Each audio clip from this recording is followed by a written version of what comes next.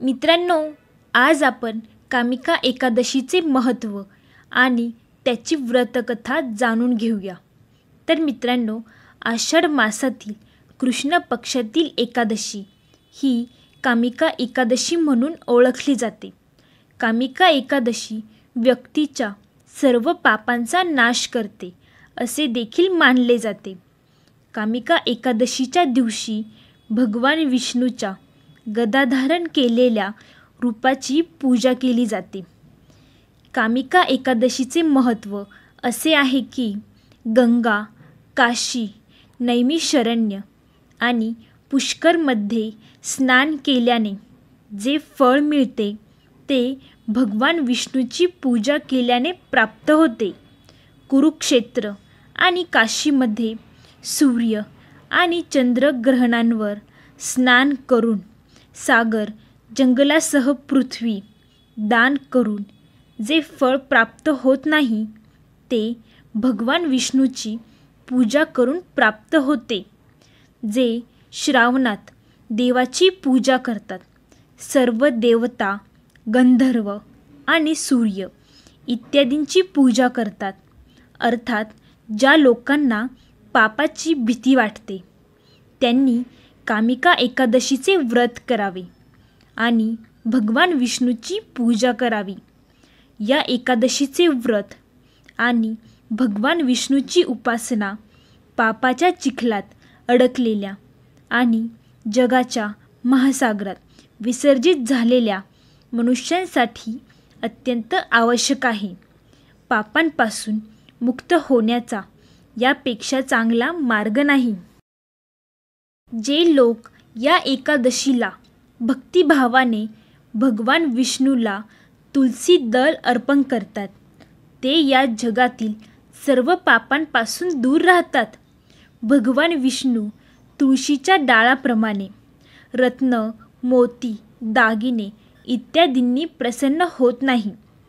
तुळशीच्या पूजेचे फळ 4 तोळे चांदी आणि 1 लहान सोन्याचे दान करण्या इतके आहे.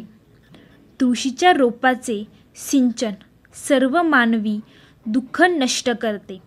सर्व पापे केवळ दृष्टीने नष्ट होतात आणि व्यक्ती स्पर्शाने शुद्ध होतो.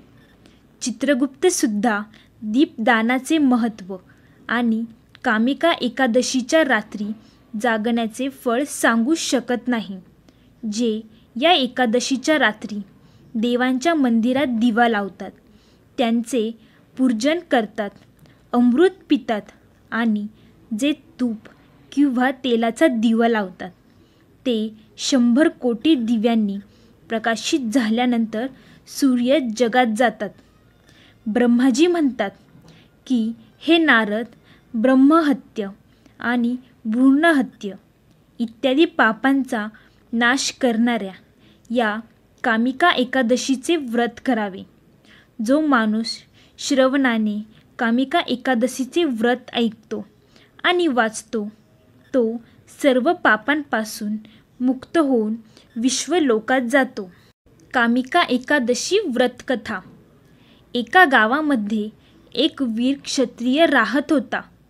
एका देवाशी काही कारणामुळे त्याचे एका ब्राह्मणासोबत भांडण झाले आणि त्यामध्ये त्या ब्राह्मणाचा मृत्यू झाला.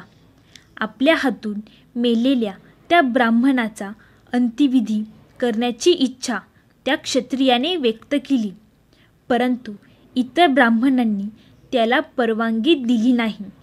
ब्राह्मणांनी त्याला तू ब्रह्महत्येला दोषी आहेस असे सांगितले. पहिले तू या पापाचे प्रायश्चित्त घे आणि पापातून मुक्त झाल्यानंतर आम्ही तुझ्या घरी भोजन करू. यावर त्या क्षत्रियाने या पापातून मुक्त होण्याचा उपाय विचारला. तेव्हा ब्राह्मणाने सांगितले की आषाढ मासातील कृष्ण पक्षातील एकादशीला भक्तिभावाने श्री विष्णूंचे पूजन आणि व्रत करून ब्राह्मणांना अन्नदान आणि दक्षिणा देऊन आशीर्वाद प्राप्त केल्यानंतर तुला या पापातून मुक्ती मिळेल. ब्राह्मणांनी सांगितल्याप्रमाणे क्षत्रियाने एकादशीचे व्रत केले. त्या दिवशी रात्री भगवान विष्णूने क्षत्रियाला दर्शन देऊन तुला ब्रह्महत्येमधून मुक्ती मिळाली आहे असे सांगितले. अशा प्रकारे कामिका एकादशीचे व्रत केल्यामुळे क्षत्रियाला पापातून मुक्ती मिळाली. तर मित्रांनो, अशी आहे ही कामिका एकादशीची कथा. मित्रांनो, आपल्याला जर वाटत असेल की आपल्या जीवनात आपल्याकडून कोणते ना तरी पाप झाले असेल, कोणाचं तरी आपण मन दुखवले असेल, तर या व्रताचे कथा आणि व्रत तुम्ही नक्की करावे. त्यामुळे तुमची पापे ही नष्ट होतील आणि तुम्ही विश्वलोकात जासाल.